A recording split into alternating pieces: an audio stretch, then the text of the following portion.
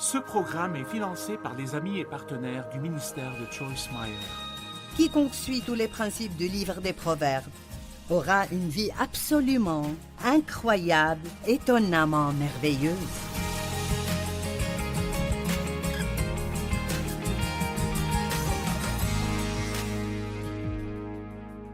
Bienvenue à vivre pleinement votre vie de tous les jours. Merci de vous être joint à moi aujourd'hui et merci d'avoir pris un peu de votre temps dans ce qui est une vie bien remplie pour le passer avec nous. J'ai écrit un livre sur les proverbes. Nous l'appelons « À la recherche de la sagesse » et c'était un projet très intéressant pour moi. Je ne pense pas que j'avais la moindre idée du nombre de sujets différents dans les proverbes avant d'écrire ce livre. J'ai écrit un chapitre sur chacun des 31 chapitres de Proverbes. Et je pense que les Proverbes couvrent littéralement tous les domaines de la vie si nous l'étudions. Et remarquez ce que j'ai dit, étudier, pas seulement lire. Si nous l'étudions et nous nous approfondissons dedans, je pense que toute personne qui applique les principes et les proverbes à sa vie aura une vie vraiment, vraiment incroyable. Et aujourd'hui, je veux vous parler de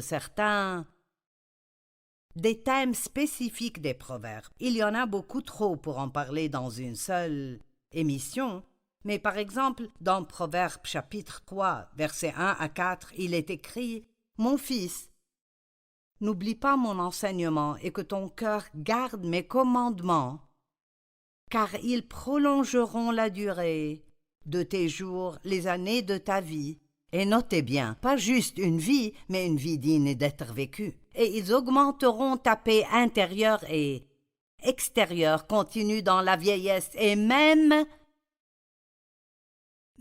jusqu'à la mort. C'est merveilleux. Que la bonté et la bienveillance, qui arrêtent toute haine et égoïsme, et la vérité, qui arrête toute hypocrisie délibérée et tout mensonge, ne t'abandonne pas. Donc, il nous dit ici, si nous opérons dans les bonnes choses, les mauvaises choses n'auront aucune place pour entrer dans notre vie. Souvent, nous nous y prenons de la mauvaise manière. Nous essayons de ne pas faire la mauvaise chose. Et nous devrions nous concentrer davantage sur la bonne chose, et alors il n'y aura pas de place pour la mauvaise chose. Alors il dit, soyez miséricordieux, soyez gentils, et cela vous empêchera d'être égoïste. Marchez dans la vérité et vous n'aurez pas à vous soucier de l'hypocrisie. Ne les laisse pas t'abandonner, attache-les à ton cou, écris-les sur la table de ton cœur. Tu trouveras, voici la promesse, tu trouveras ainsi grâce, bon sens et honneur aux yeux de Dieu et des hommes. J'aime ceci. Parlons de la miséricorde. La Bible dit que la miséricorde triomphe du jugement. Et vous savez quoi? Il y a tellement de jugements et de critiques dans le monde. C'est ahurissant de voir combien de personnes ont une opinion. Et bien sûr, avec l'avènement de Facebook et de l'Internet, tout le monde peut exprimer son opinion sur tout le monde. Et qu'en est-il de la miséricorde? Vous savez, quand vous faites une erreur, voulez-vous la miséricorde ou voulez-vous le jugement? Si nous donnons la miséricorde, nous la récolterons. Et la miséricorde est l'un des principes des proverbes. Et si vous voulez avoir une vie vraiment belle, nous devons apprendre à être miséricordieux envers les gens. Vous dites, ils ne le méritent pas. Bien sûr, personne ne peut la mériter. Si vous méritez la miséricorde, alors ce n'est pas la miséricorde. Parce que la miséricorde, c'est de montrer la bonté envers quelqu'un qui ne la mérite pas. C'est l'une des qualités principales du caractère de Dieu. Dieu est miséricordieux. La miséricorde est nécessaire si nous voulons marcher dans le pardon. Vous ne pouvez pas vraiment pardonner à quelqu'un si vous ne lui montrez pas d'abord de la miséricorde. J'aime ce que la Bible dit dans 1 Corinthiens 13, que l'amour croit toujours le meilleur en chaque personne. Et nous avons tellement d'occasions où nous pouvons juger d'autres, où nous pouvons décider de croire le meilleur et d'être miséricordieux. J'imagine que beaucoup d'entre ceux qui regardent en ce moment C'est important pour vous parce que vous êtes en colère contre quelqu'un, peut-être qu'il vous a fait du tort. Je ne dis pas que vous montrez la miséricorde quand quelqu'un n'a pas tort, vous montrez la miséricorde quand les gens ont tort. Mais nous ne savons pas toujours ce qui se passe dans la vie des autres. Et donc, nous devons être comme Dieu et être miséricordieux. Oui, il y a un temps pour la correction, mais il y a aussi un temps pour la miséricorde. Nous n'avons pas un problème avec la correction, mais c'est la miséricorde qui est un problème. Le manque de pardon est un problème horrible dans le monde aujourd'hui, et c'est un problème horrible dans nos vies. Il vole notre paix, il vole notre joie.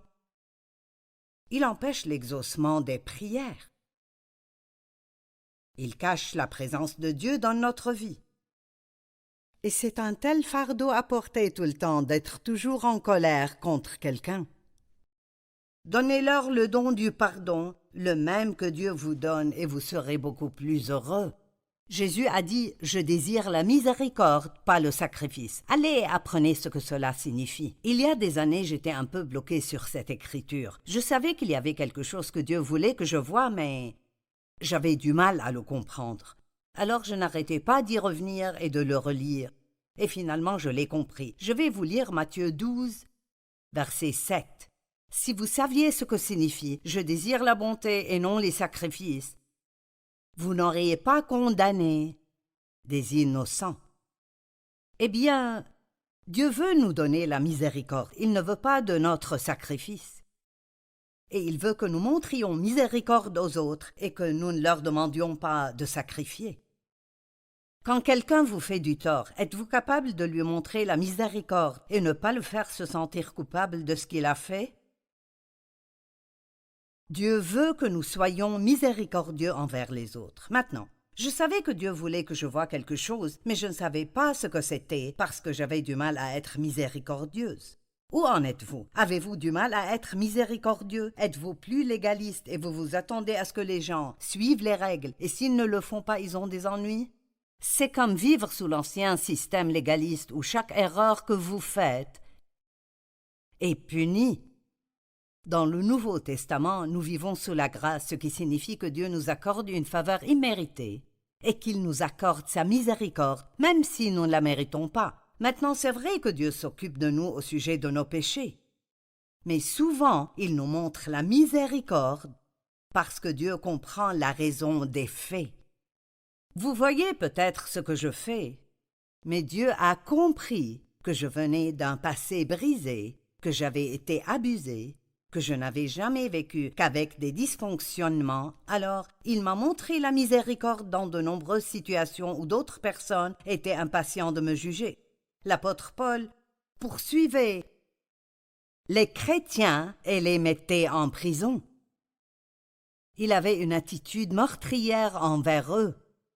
Il s'est réjoui de la lapidation d'Étienne. Et pourtant, sur la route de Damas, sans aucun...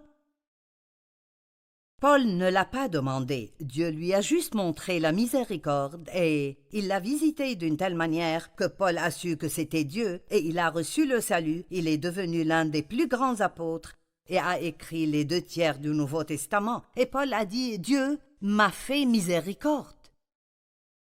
Moi, qui étais auparavant un blasphémateur, un persécuteur, un homme violent, cependant il m'a été fait grâce parce que j'agissais par ignorance dans mon incrédulité. Donc, Paul était en fait un homme très religieux, un pharisien, très instruit, et il pensait qu'il faisait ce qu'il devait faire parce qu'il ne croyait pas encore au Messie. Et donc Dieu lui a fait miséricorde, parce qu'il savait que le cœur de Paul était bon, même si ses actions étaient mauvaises. Imaginez cela. Quelqu'un pourrait vous blesser et son cœur pourrait être bon, même si ses actions vous blessent. Parfois, quelqu'un peut avoir des problèmes dans sa propre vie et ainsi devenir grincheux avec vous, mais il ne se rend même pas compte qu'il le fait. Et donc, nous avons juste besoin d'être plus comme Dieu et être miséricordieux. Maintenant, ce que Dieu essayait de m'apprendre, c'est que je ne recevais pas de miséricorde de sa part. Chaque fois que je faisais quelque chose de mal, je pensais que je devais payer. Oui, j'étais une chrétienne de la Nouvelle Alliance, j'allais tout le temps à l'église, mais beaucoup de ces trucs venaient de mon passé parce qu'avec mon père, si vous l'énerviez, vous deviez payer. D'une manière ou d'une autre, il vous excluait ou vous enlevez vos privilèges ou déclamez, criez et hurlez ou quoi que ce soit, mais vous n'obteniez jamais de miséricorde. Eh bien, je ne savais pas comment être miséricordieuse. Et je ne savais pas comment recevoir la miséricorde de Dieu non plus.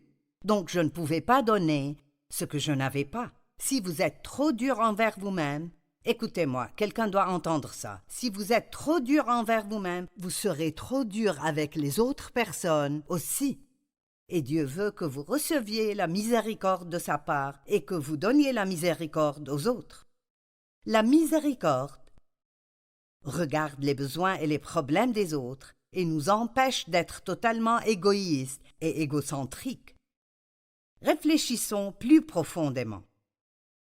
Cela nous ferait du bien de prendre du temps, tous les jours, même un peu de temps tous les jours, et de réfléchir à ce que ce serait d'être dans certaines de ces conditions. Qu'est-ce que vous ressentiriez si vous êtes dans une maison de retraite et 10 ans s'écoulent sans que personne ne vienne vous rendre visite? Savez-vous combien de personnes il y a, des personnes âgées, qui n'ont jamais personne qui vient leur rendre visite?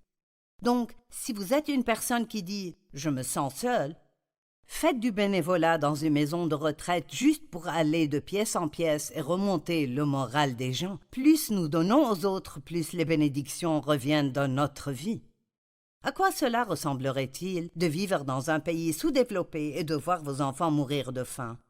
Vous aurez sûrement envie de donner aux missions. Qu'est-ce que c'est que d'être handicapé? Qu'est-ce que c'est pour quelqu'un d'être sur une chaise roulante qui doit demander à quelqu'un de le prendre jusqu'à la salle de bain, de l'enlever de sur la chaise roulante et de le faire s'asseoir aux toilettes, de le remettre sur la chaise roulante, de le prendre là où il veut aller? Je remercie Dieu de pouvoir sortir du lit tous les matins et d'aller seul jusqu'à la salle de bain. Nous avons tellement de bénédictions dans notre vie que nous tenons pour acquises parce que nous ne réfléchissons pas assez profondément aux choses auxquelles nous devrions penser. Et si vous n'aviez pas assez d'argent pour subvenir à vos besoins? Et si vous aviez des douleurs physiques tout le temps? Et si vous vous sentiez rejeté, étrange, mal aimé ou bizarre? Cela nous inciterait à montrer plus de miséricorde envers ces personnes si nous pensons vraiment à leurs conditions. Dieu veut que nous soyons miséricordieux.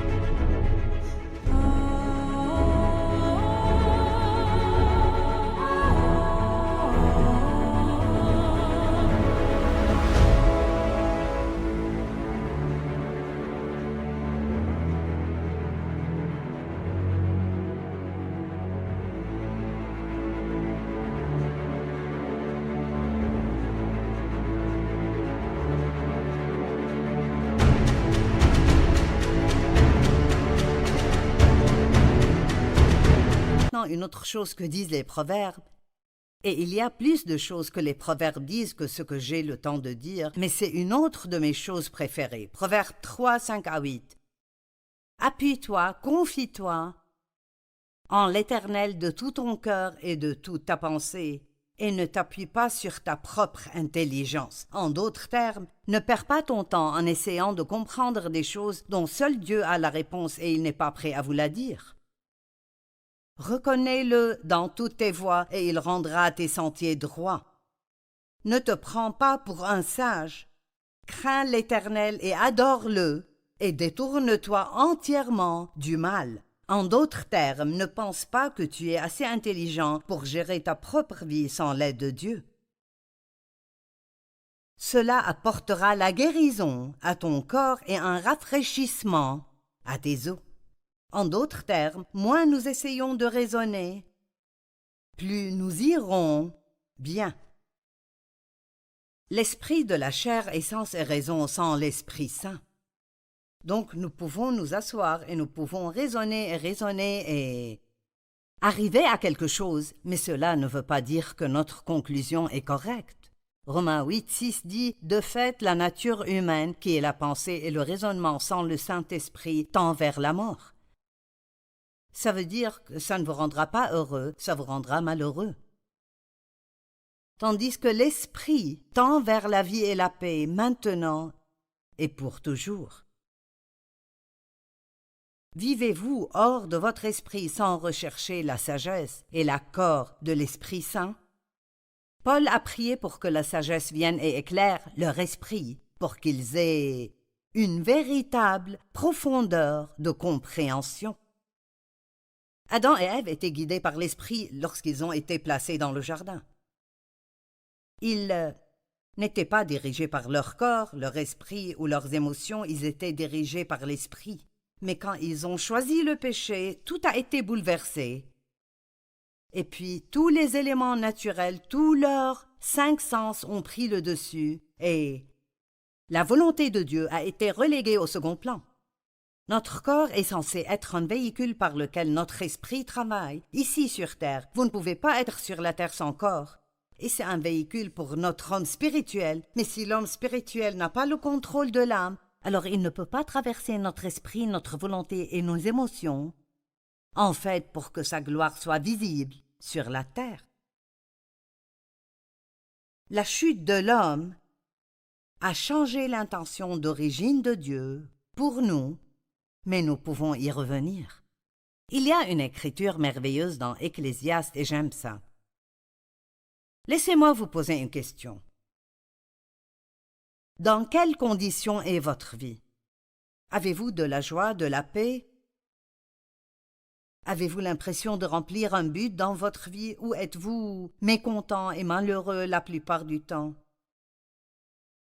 Mécontent de votre travail, de votre famille, de l'endroit où vous vivez?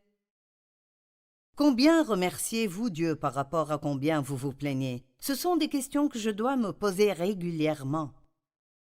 Je pense qu'il est bon de s'examiner, non pas pour la condamnation, mais simplement de regarder où en suis-je par rapport à la parole de Dieu. Et s'il y a des choses dans votre vie que vous n'aimez pas, elles peuvent être séparées assez rapidement en obéissant simplement à Dieu.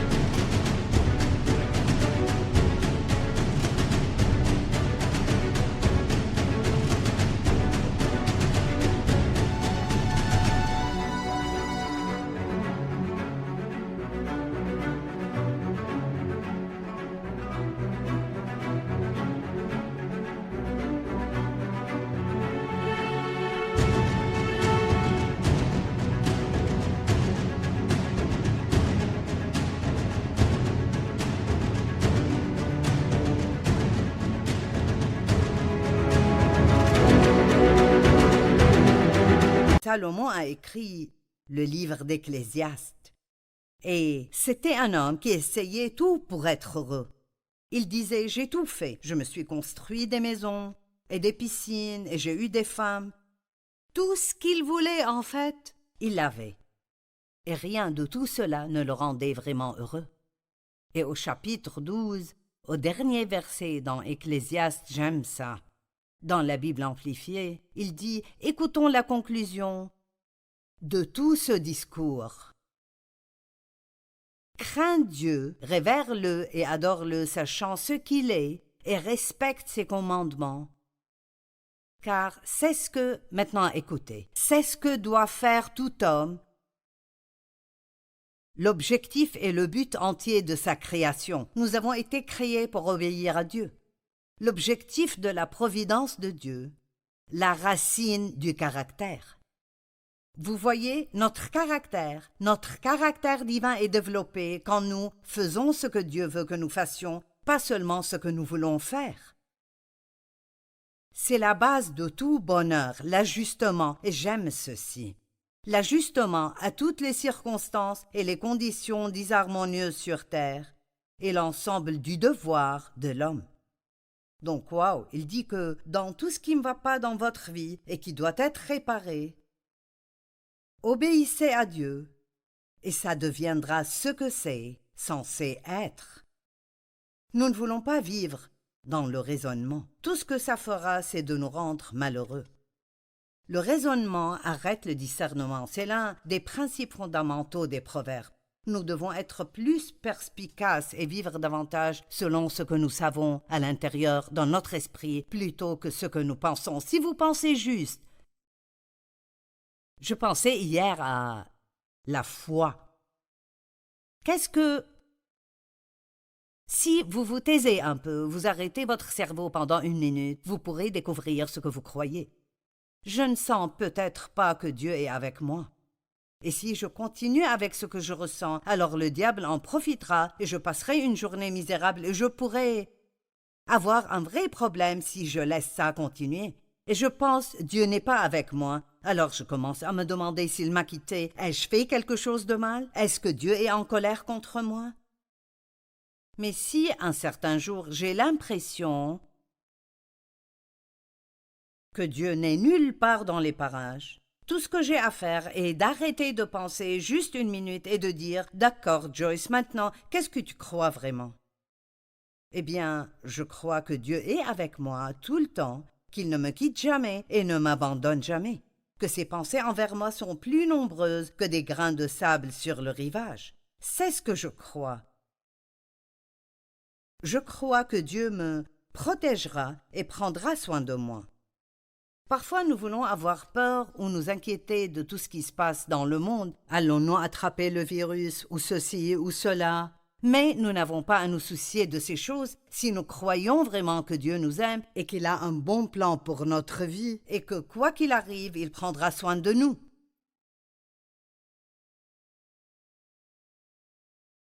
Mais si nous commençons à raisonner comme ceci, vous pouvez vous raisonner hors de la foi si vous faites trop de raisonnement. Vous pouvez contrôler votre esprit. La Bible dit « Nous renversons les raisonnements et tout obstacle qui s'élève avec orgueil contre la connaissance de Dieu. » Alors arrêtez d'essayer de tout comprendre. Et voici quelque chose dont les proverbes parlent beaucoup. Je veux dire beaucoup. Vraiment beaucoup, beaucoup, beaucoup. C'est l'adultère. Donc, je vais vous parler courageusement pendant quelques minutes, vous parler de l'adultère, ou je pourrais dire la fornication, c'est-à-dire le sexe avant le mariage. Aujourd'hui, je ne sais pas, il y a la notion la plus étrange au monde, que vous devez juste vivre ensemble pour voir si ça va marcher. C'est peut-être la notion du monde, mais ce n'est pas ce que dit la parole de Dieu. Et nous ne pouvons pas simplement faire ce qui est populaire dans le monde et vraiment être dans la volonté de Dieu. Et il y a tellement de tromperies dans les mariages. Et si vous lisez Proverbes chapitre 5 et Proverbes chapitre 7, je veux dire, les Proverbes parlent beaucoup de l'adultère. Et ils parlent de la façon dont ça volera votre vie et ça ne vous apportera rien d'autre que la mort. Et donc, ce que vous devez faire si vous ressentez une tentation, c'est que vous devez fuir. Disons par exemple que vous travaillez dans un bureau et que vous êtes une jeune femme séduisante, mais que vous avez une famille et des enfants. Et je ne sais pas, peut-être que les choses ne marchent pas bien entre vous et votre mari, ou peut-être qu'il ne vous accorde pas assez d'attention ou quoi que ce soit, et donc vous êtes déjà désavantagé parce que vous êtes ouverte à la tentation et Satan le sait. Eh bien, supposons qu'un gentil jeune homme au bureau commence à vous apporter du café et un beignet tous les matins. Pour être honnête, vers le 2e ou le 3e matin, la sonnette d'alarme devrait sonner et vous devriez dire « ce n'est pas bien ». Mais ensuite, peut-être un jour, il remarquera que vous ne semblez pas aller bien, alors il vous demandera « qu'est-ce qui ne va pas ?» et vous avez eu des problèmes avec votre mari, alors vous décidez de tout lui dire. Eh bien, c'est la 2e erreur. Si vous avez besoin de parler à quelqu'un de vos problèmes de mariage, n'allez pas voir un homme célibataire ou un homme marié. Allez voir une amie ou allez voir votre guide spirituel. Et puis, il vous invitera à aller déjeuner pour que vous puissiez parler de vos problèmes. Et avant que vous ne vous en rendiez compte, vous avez de gros ennuis.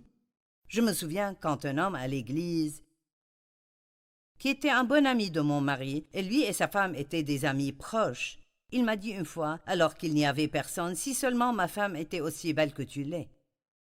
Et je veux dire tout de suite. J'ai répondu en complimentant la beauté de sa femme et je me suis éloignée de lui et je suis allée directement dire à mon mari ce qu'il avait dit. Et Dave et moi avons décidé de prier à ce sujet et si cela se reproduisait, Dave lui parlerait. Mais vous ne pouvez pas jouer avec ce genre de choses. Vous ne pouvez pas jouer avec le feu sans vous brûler. Et vous savez, je n'essaye pas de condamner qui que ce soit. J'essaye de vous éviter des ennuis. Je ne veux pas que vous ayez des ennuis, je veux que vous les évitiez. Et les proverbes regorgent de tous ces merveilleux conseils. Il y a tellement de choses que la Bible dit sur la bouche dans les proverbes. Je pense que c'est l'un des sujets clés dans les proverbes. C'est la bouche. Comment traiter son prochain? Il parle beaucoup des relations. La Bible dit « Soyez bons envers votre prochain ». Traitez-le bien, aimez-le, aidez-le, faites des choses pour eux. Vous pourriez dire, eh bien, ce ne sont même pas de bonnes personnes. Peut-être que vous pouvez les transformer en de bonnes personnes si vous les traitez comme Dieu vous traite. Et j'ai besoin de tout cela autant que vous. Je n'arrête pas de dire vous, mais c'est pour moi autant que pour vous. Laissez-moi le dire de nouveau. Quiconque suit tous les principes du livre des Proverbes aura une vie absolument incroyable, étonnamment merveilleuse.